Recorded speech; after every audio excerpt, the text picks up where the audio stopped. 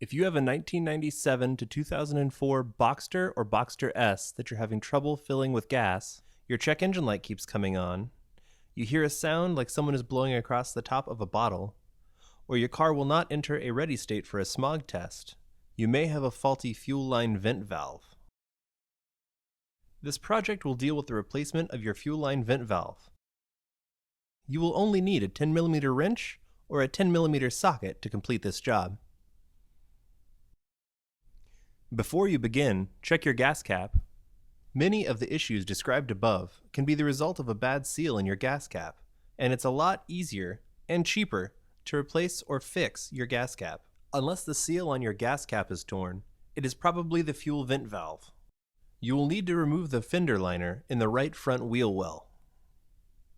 Please see our article at pelicanparts.com for instructions on how to do this if you're having any problems.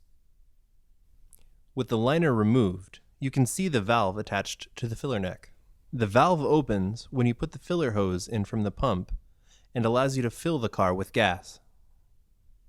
If the vent valve does not open, you will have a very difficult time filling the car, and if the valve does not close, the car will think there is a vacuum leak in the system and cause all kinds of problems, starting with your check engine light staring you in the face. With the liner removed, you can see the fuel valve vent line attached to the filler neck. There are two lines attached to the valve. One line goes to the gas tank, and the other to the charcoal canister. Remove both lines by squeezing together the tabs on the connectors and pull the connector and line off the valve. There is a metal bracket that holds the vent valve to the filler neck. There are two 10mm bolts, one you can see and one hidden behind the filler neck. Remove the bolt that you can easily see. This bolt also connects a ground wire to the filler neck and will come off with the bolt.